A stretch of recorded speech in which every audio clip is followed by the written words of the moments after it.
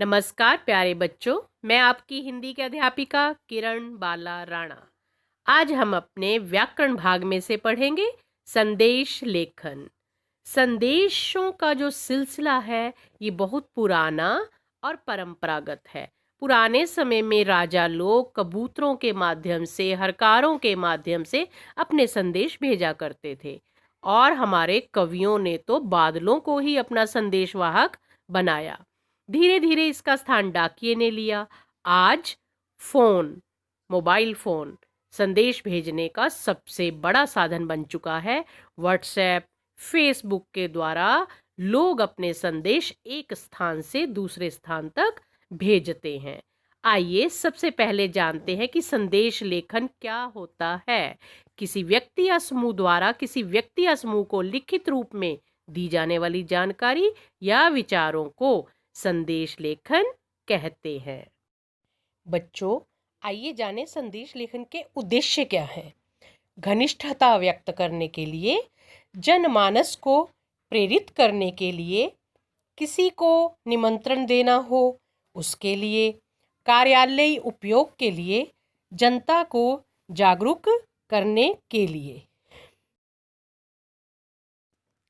संदेश लेखन का प्रारूप दो प्रकार का होता है, अनौपचारिक और औपचारिक।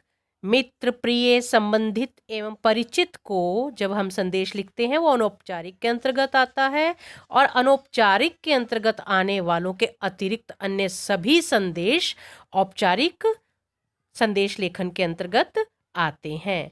ये देखिए बच्चों, इनका प्रारूप जो है अनौपचारिक और औपचारिक का आपके सामने दिखाई दे रहा है। आइए अब देखें कि संदेश लिखते समय उसके कौन कौन से मुख्य अंग होने चाहिए। संदेश आकर्षक, रचनात्मक और सृजनात्मक होना चाहिए। थोड़ा सा रंगों का उपयोग हम कर सकते हैं। संक्षिप्त और सारगर्भित हो, भाषाई दक्षता उसमें हो और विषय को ही प्रमुखता दी जानी चाहिए। ओके, अब आगे है संदेश लिखते समय हमें किन किन बातों का ध्यान रखना चाहिए। सबसे पहले बच्चों, जब आपने संदेश लिखना है तो वह 30 से 40 शब्दों का ही होना चाहिए। दूसरा नंबर, सीमा रेखा बनानी है जिसे आप बॉर्डर कहते हैं और बॉक्स कहते हैं। सबसे पहले बॉक्स बनाने के बाद सबसे ऊपर सेंटर में आपने बहुत बड़े बड़े शब्दों में लिखना है संदेश। बाईं ओर दिनांक, दूसरी ओर समय लिखना है। फिर अभिवादन लिखना है जैसे आदरणीय, मान्यवर, प्रिय।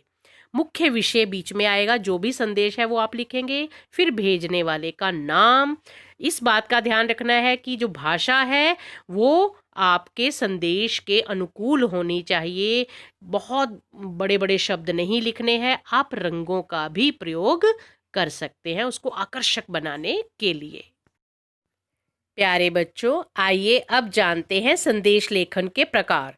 वैसे तो संदेश लेखन को कई भागों में बांट सकते हैं, पर हम मुख्यतः 5 भागों में बांटेंगे। सबसे पहले विभिन्न उत्सवों, पर्वों, त्योहारों पर भेजे जाने वाले संदेश, जैसे दीपावली, ईद, गुरु पर्व, नववर्ष इत्यादि। विशेष दिवसों पर भेजे जाने वाले संदेश, जैसे मातृ दिवस, योग दिवस इत्यादि।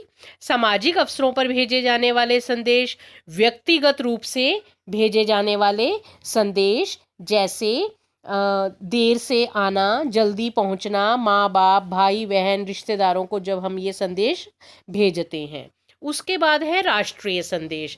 राष्ट्रीय संदेशों के अंतर्गत महामारी या प्रधानमंत्री या राष्ट्रपति या मुख्यमंत्री का पूरे राष्ट्र के नाम जो संदेश होते हैं वे राष्ट्रीय संदेश के अंतर्गत आते हैं। आइए देखते हैं संदेश लेखन संबंधी कुछ उदाहरण। पहला, प्रधानमंत्री जी का राष्ट्र के नाम संदेश। दूसरा, शोक संदेश का उदाहरण है। तीसरा, विशेष दिवस के उपलक्ष्य में महिला दिवस के ऊपर शुभकामनाएं भेजी गई हैं। तो ये थे हमारे संदेश लेखन संबंधी कुछ उदाहरण। धन्यवाद बच्चों। बच्चों, एक बात का जरा ध्यान रखना, जो ध्यान रखने योग्य बातों में 5वें नंबर का पॉइंट है उसमें आदरणीय के जगह आचरणीय लिखा गया है। कृपया उसे आदरणीय पढ़ें। धन्यवाद।